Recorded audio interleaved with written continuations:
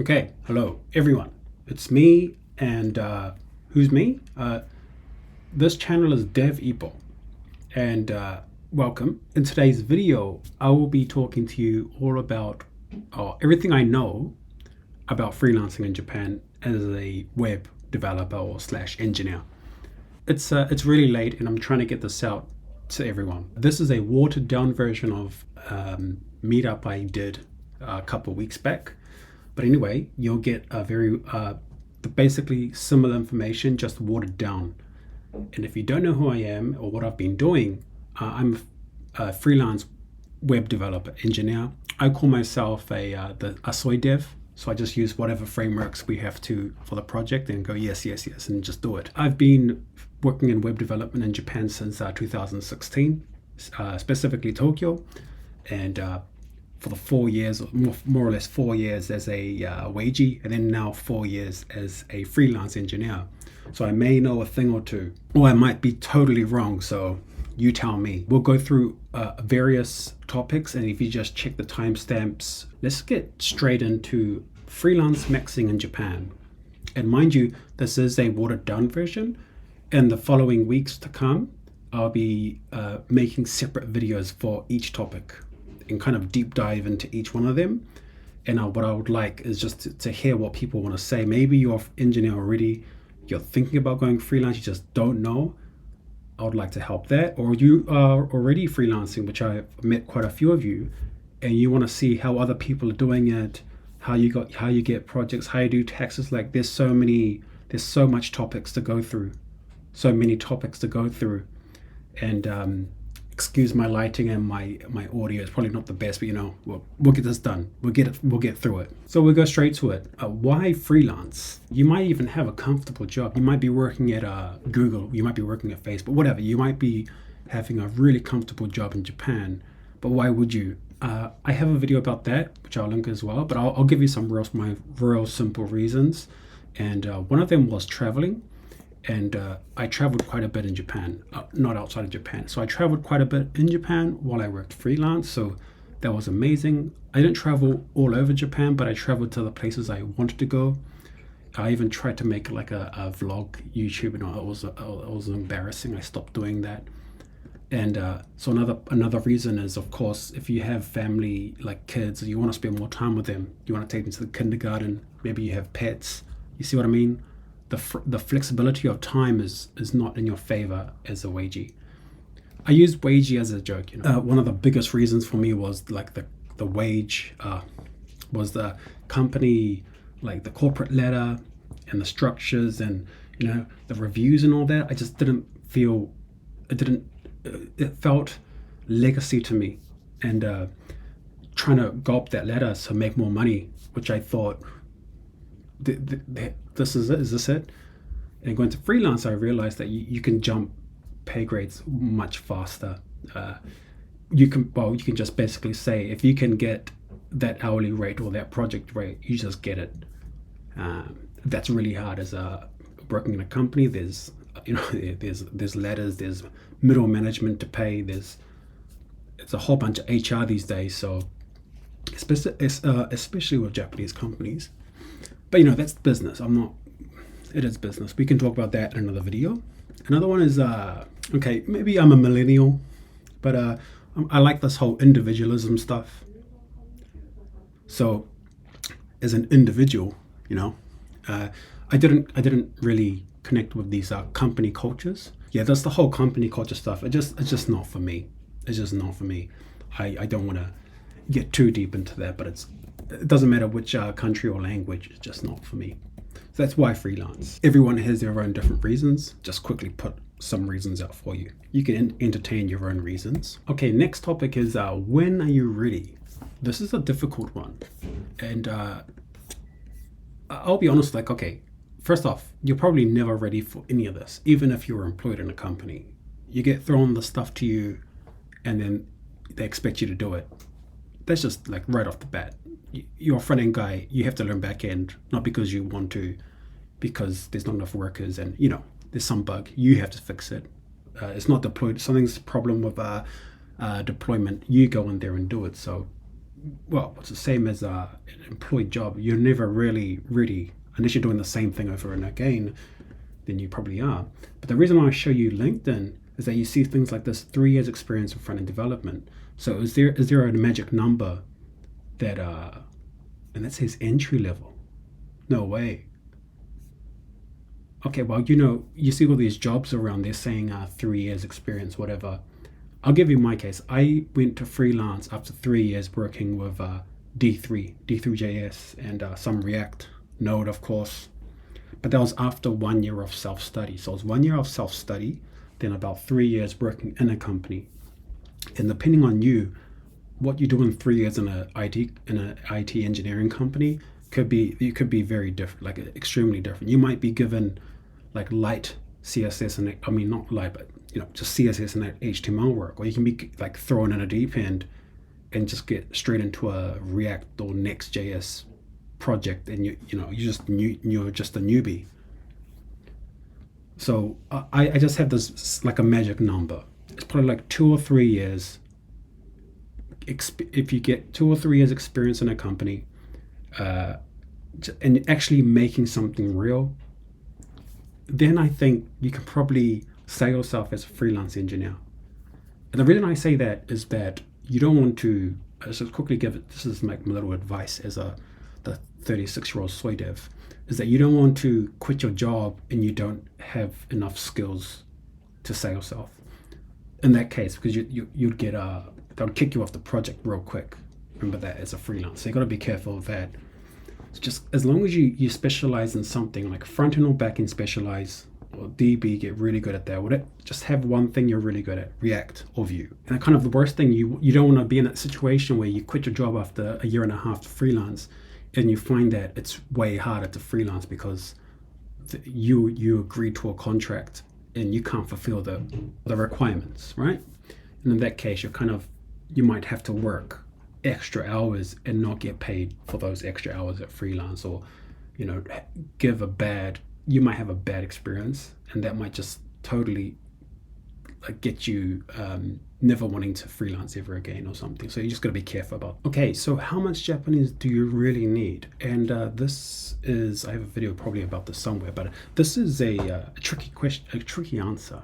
If you focus on these, so first of all, I don't know many English-speaking or gaishike companies that do freelance work yet. I'm working on it.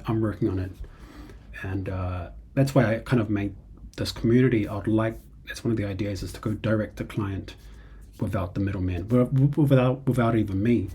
So the point is that the idea here is that if you're working with most IT jobs in Japan, you're working with Japanese companies that may or may not speak English, which means that you'd have to speak Japanese, of course. That's why this slide says this. But anyway, so we're looking at these jobs, and you see a lot of them. This is G-Talent has a lot of these. They're all probably the same jobs, but different recruiter, right? Or different agency. So you're looking at it, you get a lot of N2. I know guys who have N3 and were able to work in Japanese companies, but for freelance, you gotta go through the interviews, right? You gotta talk to whoever's in charge. So I recommend the N2 level. Just try your best to get the N2, but even if you get N2, they may not. It's not just about having N2. You've got to be able to speak to them about the process when you're fixing a bug or they create a ticket. You have to be able to read the Japanese in that ticket, the issue ticket, or maybe they will message you something in Slack. You have to understand what they're saying to you.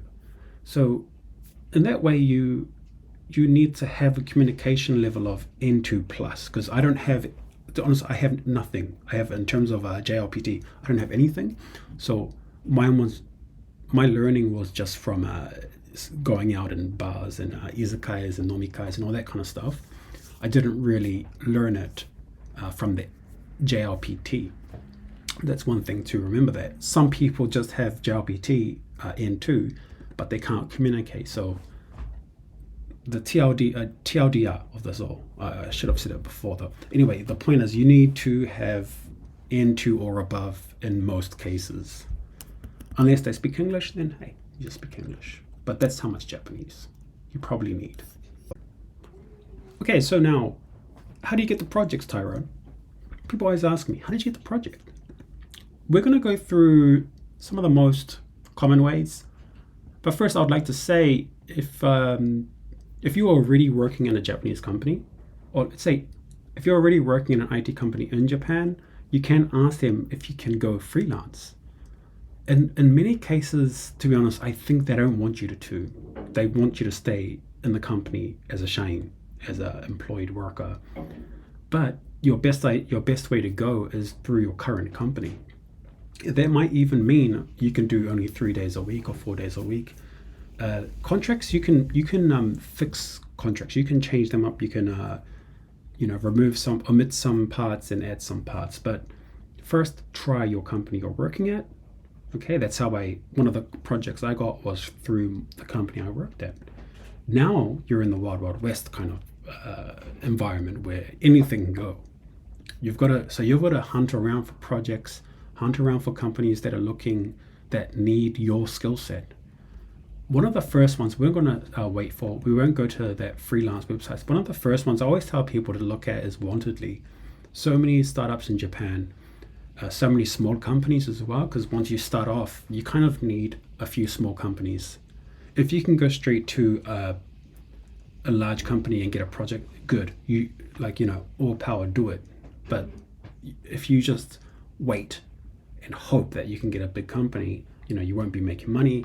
Your visa will probably you need to have projects every 3 months, right? You cannot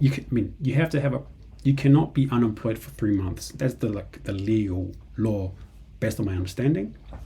There's probably some ways around it, but let's just say you don't want to be without work for 3 months, and you need that monthly income to pay bills, or half of you guys probably have massive student loans, all that kind of stuff. So Wantedly is a great place for startups and Japanese small companies, and some mid companies there. Okay, you want to go into there. I won't show you the screen. I'll do it in another video of how I find. I also have a video on how you find your first job in Japan, which I'll link as well. But you want to do that. One way to do it. Another way is you have these agents, like agent type of companies. One is famous one's LiveTech. You probably get advertisements on YouTube if you're in Japan. Another one is Findy. And then I won't go to the other one, Indeed yet. So you've got these kind of companies. And the great thing about it, there's pros and cons to every system, right? The good thing about this is that they don't manage you or anything. They just hold the contract, and they're the middleman. So whatever you're getting paid, they get their cut from the client. The good thing here is that they have an array of jobs, freelance jobs, full remote, that probably pays more than most of the engineer's income, right? And you'll see there's the kanji gyomu itoku is like a kind of freelance. You have the locations, and then you have the tilde. I think you call that tilde 70 man per month. And you're looking at these freelance services. When you click on it, I don't know I'm not logged in, you see the requirements, and most of them probably don't allow foreigners. I don't know. You just got to try and see, to be honest. And if you like it, the agent will match you in a meeting with the actual end client. There actually is, for example, the startup that needs help. You have a meeting, and then if it's okay on both ends, it's usually only one meeting. You have the first initial meeting with the agency, and then they'll check your Japanese, or check your skill level just by asking you questions. They don't test your actual coding. They just ask you, what have you done? The next step is usually just one, and then they'll connect you with the client. You'll have a meeting, and usually the client will get back. The agent, after your meeting, will give you kind of what response they got. I'm thinking in programming language over the response, the feedback. So what feedback will go through the agent. Then if it's good or not, you'll know straight away. If it's good, they'll just start getting the contracts running real quick. And I'll deep dive into this into another video, but that's one way to do it, through agencies, which is fine actually. In fact, you make more through an agent than you would through an SE company. We'll go through that in another video, but one way is to find the LiveTech. I've tried. Another one, if you go to Indeed, you'll have a mix of, so if you go React Freelance, you'll get a whole bunch of a whole bunch of projects. Look, I just put in React Freelance, 27,000.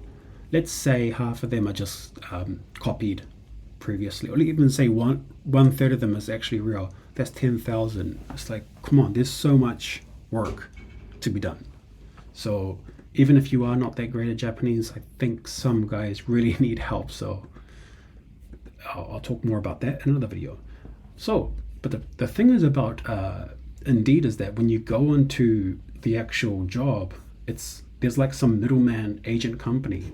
So it's basically one of these types of companies that have a project. I don't know if this is the case here. Crowdworks. So in most cases, the freelance projects are through a middleman. Japan is a really middleman. I don't know about other countries and how business works, but in Japan, there's so many middlemen. There's so much. There are so many fees, so many middlemen. Just look at renting. There's all these fees. So Indeed is great as well. It's a great option. Okay. And then the last one I would like you to think about it too is that once you make one contact with one of the Japanese companies, try to just I won't say befriend, but try and drink with them, talk to them, understand what their issues are in terms of like how hard is it for them to find an engineer. You just tell them, I'm really interested. I'm looking for a long-term project or something. Sometimes they just have short-term projects, but they can give you multiple short-term projects in a year. So they say 3 months, or three-month projects a year, and they'll give you a high rate because it's a short project. They really need a high-skilled React engineer, and you'll be making more doing those three-month projects as a freelancer than you would be as a employee, and you have all the free time to make your killer app idea. So that's some of the ways. And then of course you try and get into the nomikais with the local scenes of companies and startups. You'll be surprised that people actually invite you to these meetups. So if you drink alcohol, you're good to go for sales. That's finding projects. Now we're going to look at how much should you charge. Looking at Find the Freelance. Remember that I just have to say the tilde means up to the 100,000 a month. Everything is billed by a monthly, and they charge it by 20 days per month. That's usually how they do it. And those 20 days, is it 140 hours?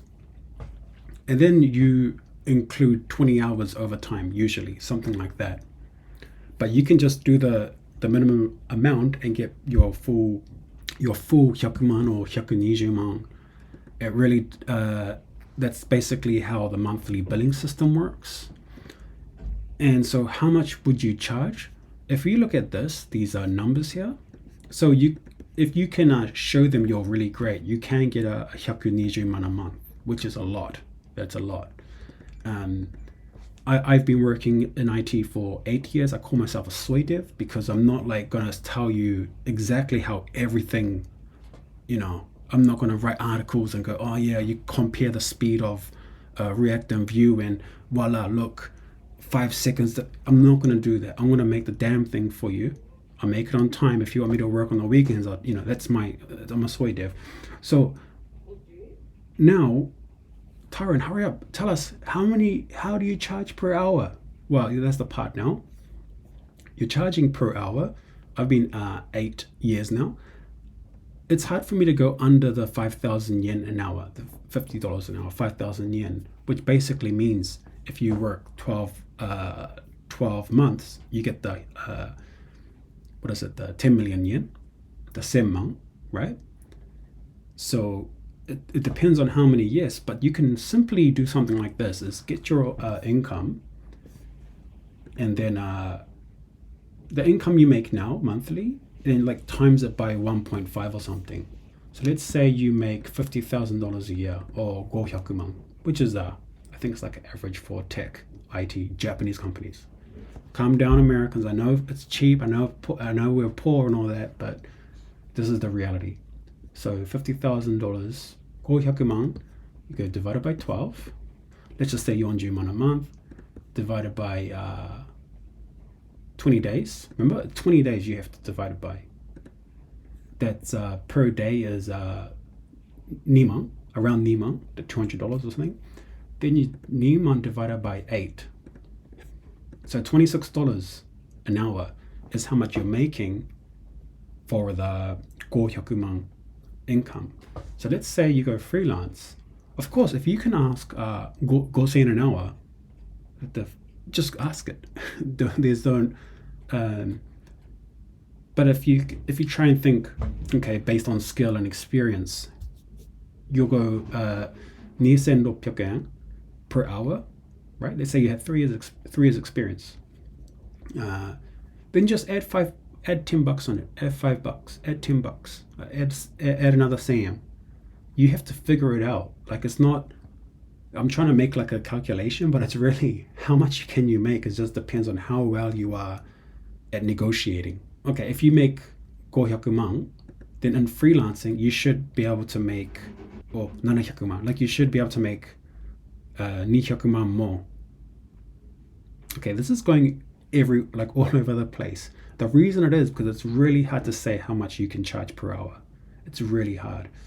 So when you see these kind of up to 960万, of course, just ask, yeah, I want that. You've got to be careful how you ask it, but let's just say it's 960. Unless you're like some 10-year expert senior, you can't say that. They'll laugh at you like, what the hell, is this guy crazy? So what you want to do then is you just minus 15 150 or something and make it 80万per month. I hope this is making sense. In the end, just make as much as you can, and then don't be scared to. The number one rule of negotiating is the first person to offer loses. That's what I understand. And it's really difficult as engineers to tell people that you want money or tell people how much you're worth, because we're not, engineers, we're not really into the business side of things. But I think if you just learn a bit of business, just learn a bit of how the dance, everything's gonna be way better for you. And now if you look at some of these freelance websites and how they work, some of them say 3 to 5 times a week. 3 to 5 times. It doesn't mean you'll get the 112 niman for 3 days per week. I mean, if you can, good for you. Get as much as you can. But it just means that you can work it's possible in this project to only work 3 days a week. It is depending on your skill set as well. So I think that's something that you'd have to discuss with the client there. This one here, for example, is from 2 days a week, which is also possible. This is really interesting about these contracts, because after that certain time frame ends, which they guarantee you like so and so hours per week, they just say, okay, can you do another month? And you go, okay, you don't actually do another month contract, you just bill them for the next month. It's kind of like that, I think, because clients change their mind. I mean, the actual end client changes their mind all the time on features or things they want or things they don't want. So sometimes you have a 3-month project, but it can go on for an extra 2 months, which is great because you want your projects to extend as much as possible.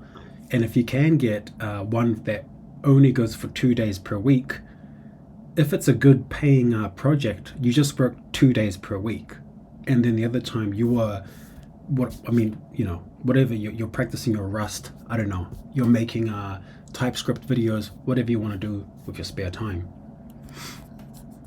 Or of course, you find another project where you're doing one project 2 days a week, you're doing another project 3 days a week.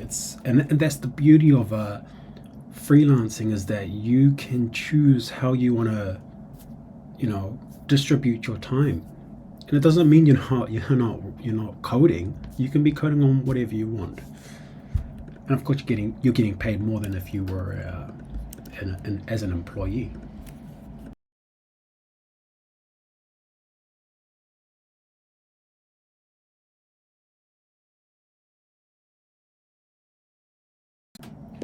Next topic, side jobs. This is what I did for about 2 years when I was traveling and all that. I found 2 different companies doing the similar type of thing where you can do like fukugyo or part-time engineering work. And I've got a video. I've linked it in the below somewhere of how I made like the 7 month a year. Is you basically do 2 projects at once, and because they know you won't fully commit, they understand that you can only work 2 or 3 days a week or something. What happens then is that you can balance out your weeks, your months, your life basically on how you want to live it, and you're still working, you're still programming, coding every week a lot. So in terms of skill and leveling up, it doesn't change. In fact, you can argue that you'd even be better off learning freelancing, timesheets and invoices. So at the end of the month, you tally up all your work hours and then you make an invoice so that you can get paid. There's so many examples online, and you have to look up Sagyo Hokoku engineer or something, and there's so many Excel sheets that you can download and try. Sometimes clients give you the sheet and they want, like, there's a certain format that they have, you can fill it out, but it's pretty simple. For this example here, I'll add links, even though you can just search them yourself and make your own. You write down the date, the time you start, the time you ended, and then usually there's a time of how long you rested, your breaks, sorry. Simple as that, your start, your end, the date, and then you write down what you did in that time. And then it's also that, in this example here, you have your hourly rate, and then you just use some kind of sum formula to simplify each, so you can see each day how much you made. And then at the end of the month, when it's all filled out, you will see the total of how much you bill. And then the reason why this is important, they might ask you halfway through the month, can you show me this? Because they don't want to overwork you, because they can't they'll have to pay you even more, and they can't underwork you because they would they want to make sure you work on those hours that you have agreed upon. So that's very important. And then it's also something you learn, which is, I don't want to say it, but sometimes you have to bloat your times. And that's not because you're a bad person. It's because sometimes you work, I finish a task so fast and there's so much time left. When what do you do? And if the problem here is, if you finish your tasks really quickly, and in the month, let's say you're down 10 hours, well, you have to bump it up. And if you already reported that it was 10 hours less, what are you gonna, they don't care. I mean, I'm not saying they don't care. They just want you to have those hours. It's for the books, They want to properly pay you, and the books are all clean for accounting. So as long as you're completing your tasks in time, and then just make sure the hours look pretty, because it's a hassle, to readjust everything. They just want you to do the hours and just write the task. Some cases, you just to make it easier, you can just put down the ticket issues, the link. That's easy, or just write down, of course, what you did in the actual day. And it's just general. You don't have to go exactly, I did this and this. Just say, CSS fixes, TypeScript errors, whatever. You just have to write generally. So once you've tallied up your monthly hours, then you have to make a seikyu, which is an invoice. And this is an example from Moneyford. Moneyford's great to see these kind of, seikyu, all these kind of stuff like this. And very simple, seikyu at the top, the company you're billing, I think the company you're billing, their address and details. Everyone has a different format too, so this is just one of the formats. Your name, your address and phone number. Seikyu bango, I don't use anything like this, but you can just for your own accounting, for your own self to use. And then the day you're the interesting thing here is freelance, you have to bill a certain day, right? Sometimes it's the last day. In most cases, it's the last day of that month. You hand in that that bill the last day of the month, right? For that month's work. When you hand it in, you have to ask when you want that paid by. And then usually you just ask them, like, when can you pay it? Some companies, for example, you work February, you put the bill in February, the last day of February, they will pay you March on the 15th. Some companies do that. Some companies will pay you the last day of the next month.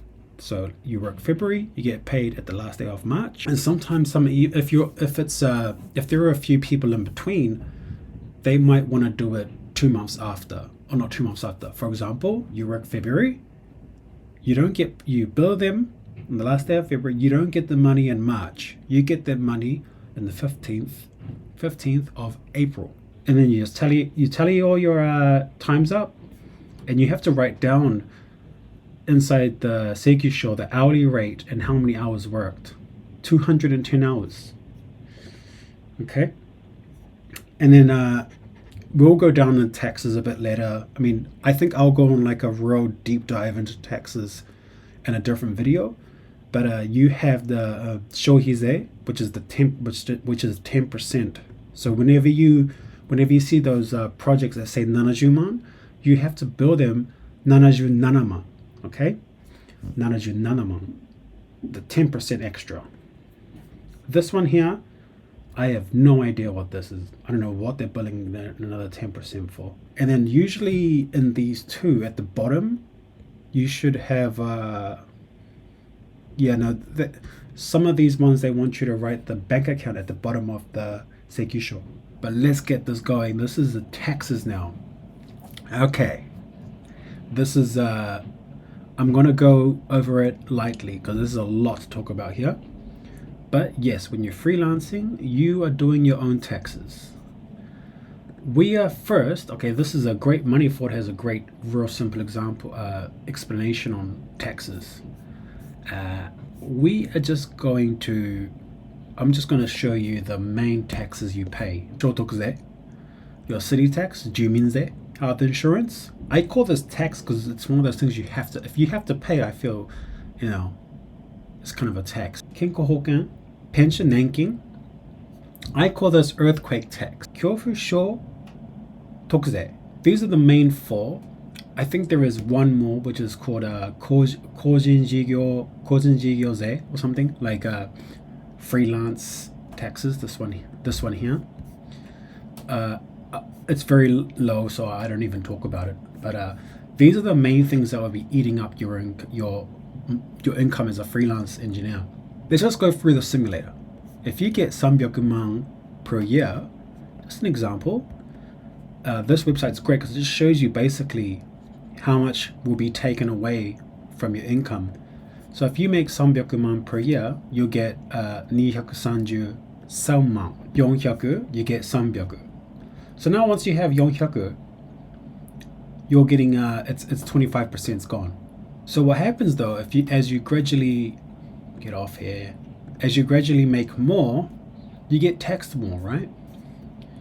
And then if you make the 1000, that 100k mark, it's significantly a lot more taxed. And if you're a dum-dum like me and you make some mistakes or something, you could be taxed more. I was overtaxed, but luckily I got back.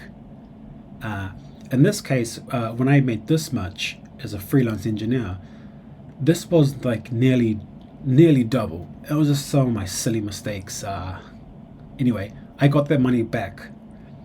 The following year, I got a lot back. So, just remember that if you make mistakes, you can amend it and get your money back. So these are the main taxes. I'm going to quickly just break down when you pay and what you pay when you pay. When you pay and what you pay. When you work at a company, they just calculate it by your yearly income. When you're a freelance engineer, your income can fluctuate or can suddenly increase depending on what project you get. So my simple I simply think if I will probably make this much or more this year, probably a lot more. Either way, I have to save just in case 40%. it won't go over the 34%, right? Or 35% mark, as long as I do my taxes correctly.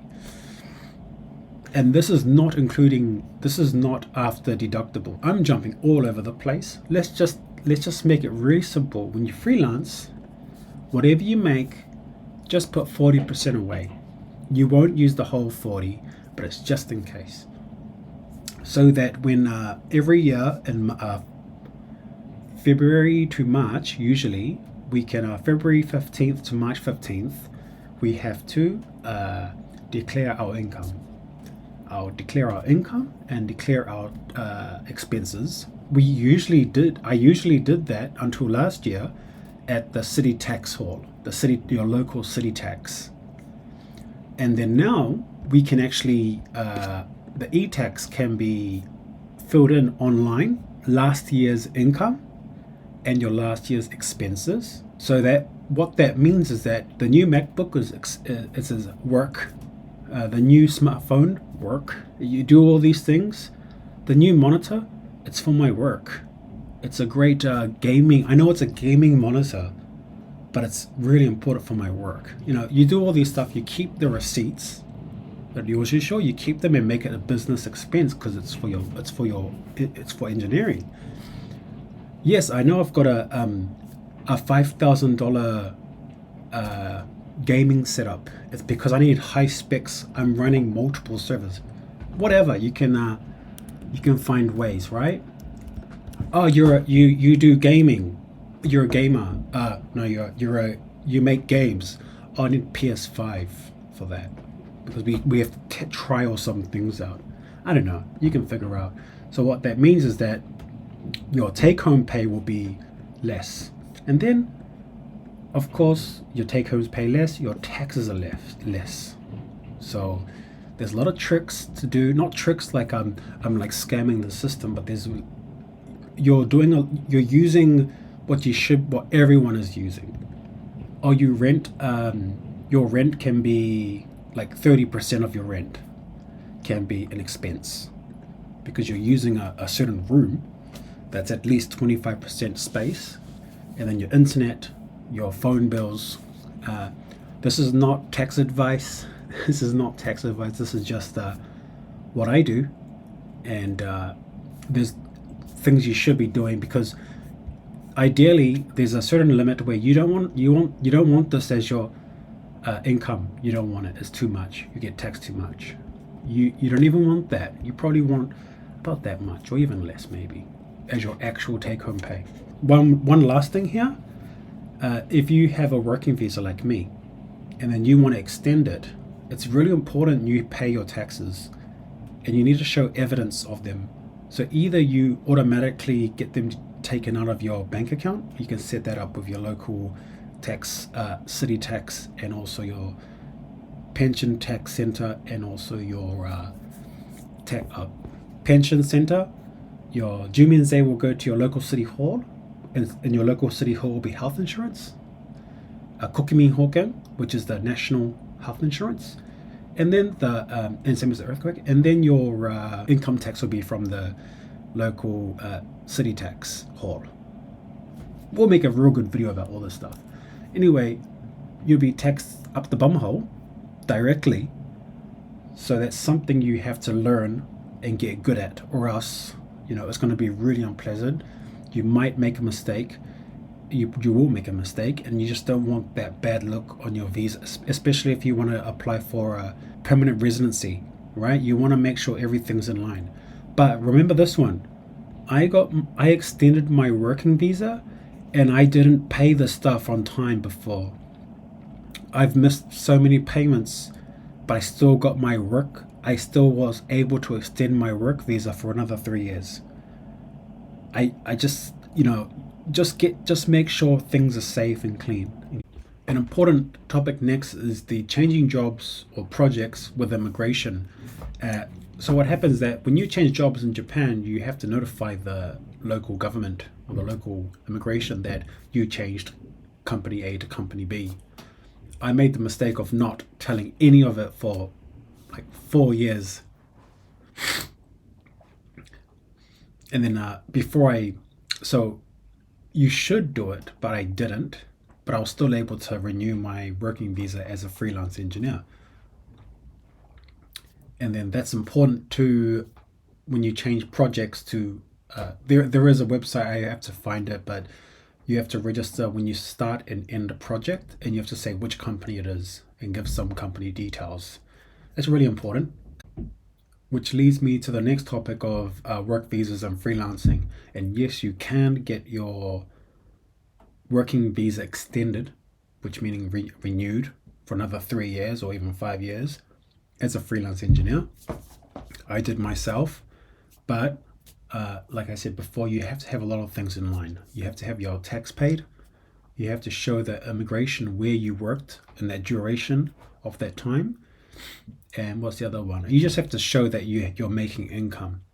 And it doesn't mean you have to make crazy amount. Look, there's people making, I was making what, Nijuman or something, teaching English, and it wasn't like a Cheyenne type of English teacher. And I was able to get visas before. So if you can't, so I was making a lot, much more, right? As a freelance engineer, showed all my taxes, proved evidence of, not proved evidence, but showed the company I was working at. And of course, showing the contracts of those clients. That's really important. And if you had that, I got an immigration lawyer to help me out with all this stuff. You might need one too. I recommend you do it.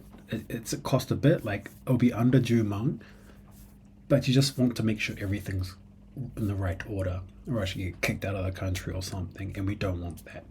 That's more or less most of the things I wanted to touch base on for now.